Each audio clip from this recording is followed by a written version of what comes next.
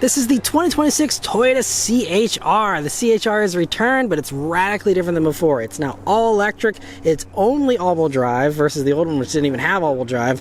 And this is fast. 338 horsepower in this thing. A sub 5 seconds or to 60 time, they're saying. And yeah, it's powered by a 74.7 kilowatt hour battery here in this, and is also going to be doing 150 kilowatt DC fast charging, but it does use the NACS port like we're seeing on all these other new Toyotas.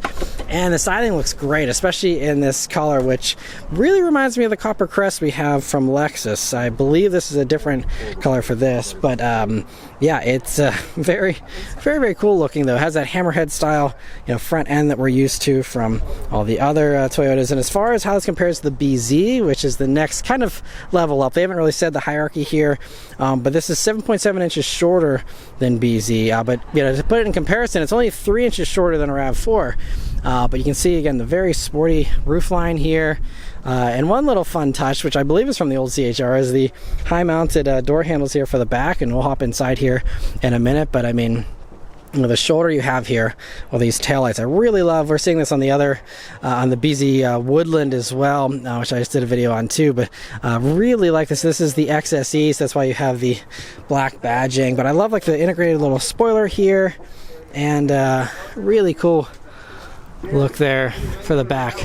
But as far as all the other details here on this, the other big important thing here is range, which they're saying is going to be 290 miles here for this, which is, again, pretty good.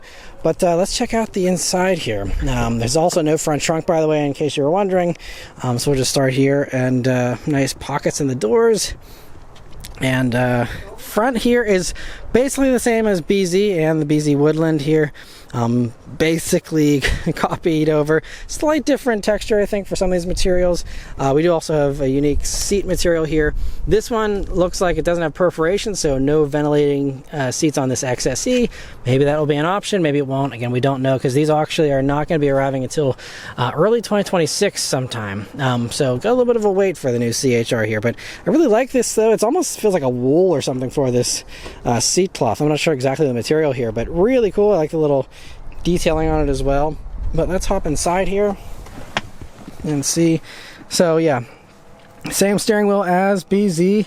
Has a little paddle shifters, which is fun to change the regen braking on these.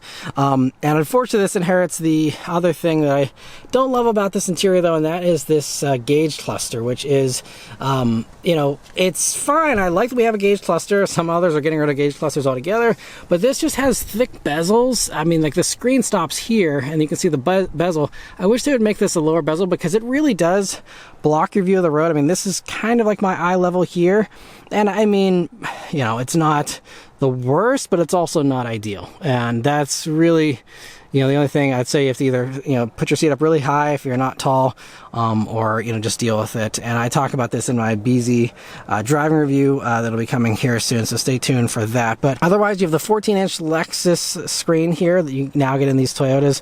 I do love how it has actual knobs here for climate control. Unfortunately, we're not able to turn these vehicles on to show you, but it's the same infotainment system, I believe, of the past couple of years here in the Lexus products, and it's really well done, actually. I really like it a lot. So that's great to have here. And that is also standard, by the way, this 14-inch screen and the gauge cluster. All this is standard here. I believe you also have the standard wireless charging pads. I don't think that's an extra cost option. But dual Qi wireless charging pads.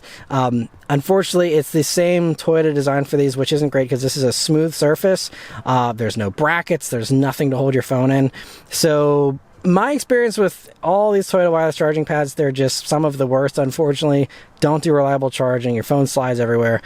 That's the only critique I can say about that. I'd love to see Toyota do an improved wireless charging pad, because other companies have figured it out and do really good ones. But anyway, still nice to have the double there, and you have your little shifter. Again, all this, again, same from BZ. You also have this little area under here, again, like BZ, where you have USB-C jack and regular power outlet there. Nice cup holders here. and a center armrest, which is a little hard, but I guess is early pre-production, so I'm not going to judge material qualities just yet, but I hope they put some extra padding in there for production. But this does open both ways, so this way, and also passengers have easy access, which is great. So yeah, really nice up front here, but let's hop into the back where, again, you might notice the smaller size of this compared to the BZ, but really nice and airy and bright thanks to that nice big glass roof you have here in this. It does have a cover on it, by the way, just like the BZ, so unlike some competitors that, you know, force you to be, you know, scorched by the sun, this thankfully has a cover, which is great. You have little pockets in the doors here.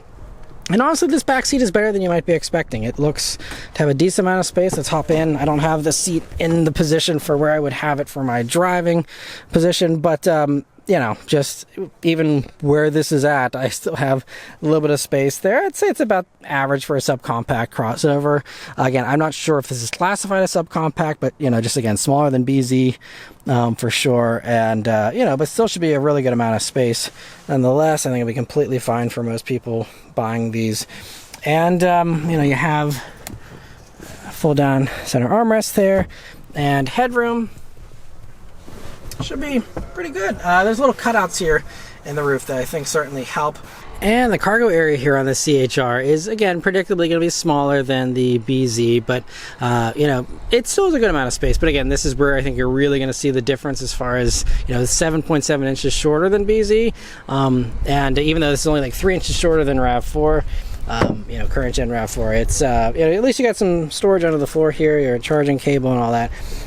But, you know, you also have the slope here of the hatch, which is, you know, a little bit more aggressive than what you get on the regular BZ. So, you know, this is going to, again, be the least practical one of the bunch, but again, still should be completely fine for this segment.